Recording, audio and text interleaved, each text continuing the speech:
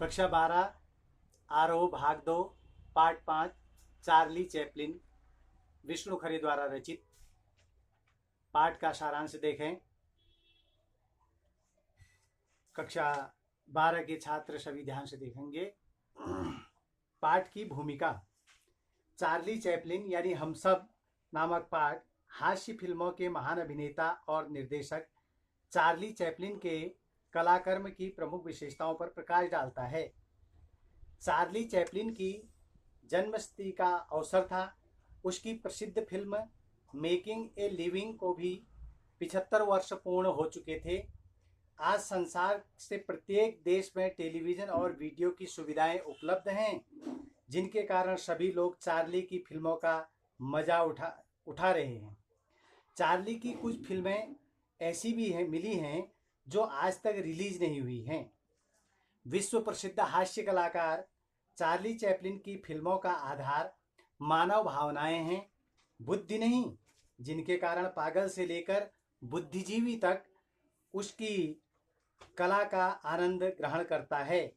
ऐसी फिल्में हैं Metropolis, cabinet of doctor Caligari, the seventh seal, last year in Marienbad, the sacrifice आदि ऐसी ही फिल्में हैं।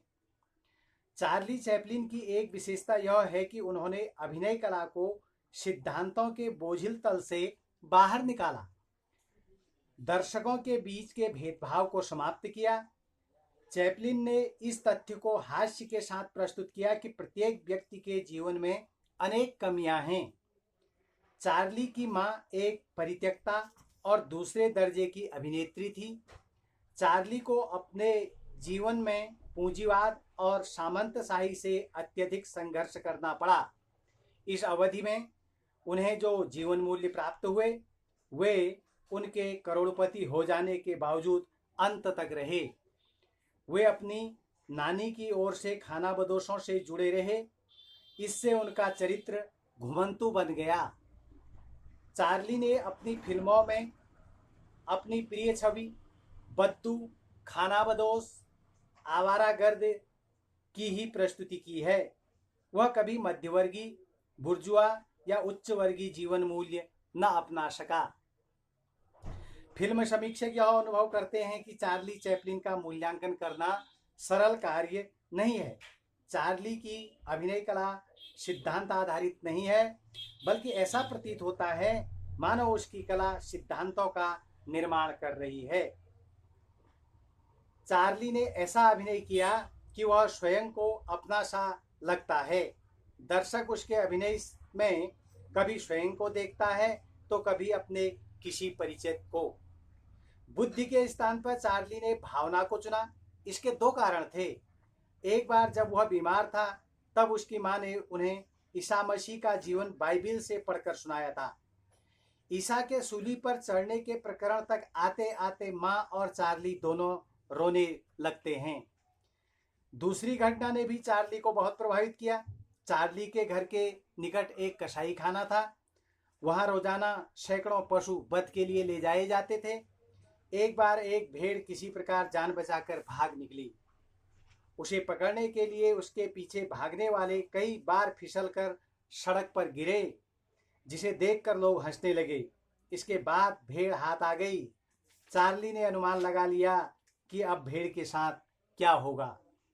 चार्ली का हृदय करुणा से भर गया। हास्य के बाद करुणा, यही उनकी फिल्मों का आधार भी बना। जीवन में हर्ष और विषाद के क्षण आते ही रहते हैं। करुणा का हास्य में बदल जाना एक ऐसे रस सिद्धांत की मांग करता है जो भारतीय परंपराओं में नहीं मिलता।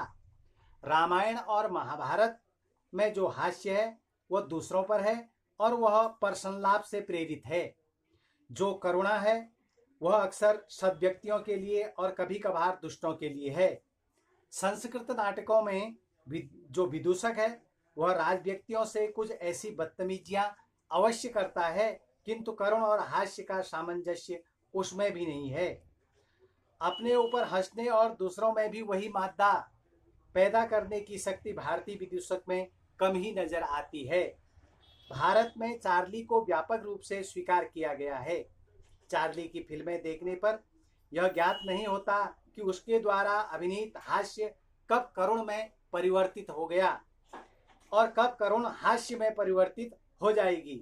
चार्ली की इसी खूबी से प्रभावित होकर के सौमेन राज कपूर ने आवारा फिल्म बनाई थी, जो वास्तव में द ट्रैम्प का अनुवाद है और चार्ली का भारतीयकरण।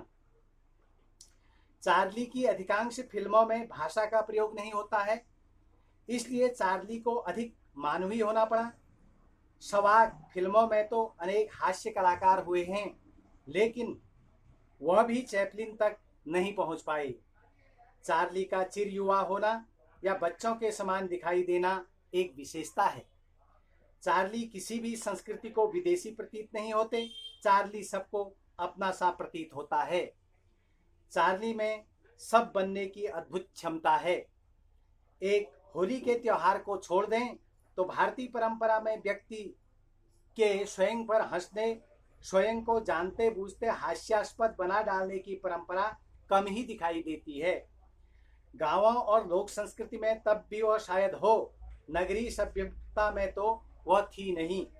चार्ली का भारत में महत्व यह है कि वह अंग्रेजों जैसे व्यक्तियों पर हंसने का अवसर प्रदान करता है।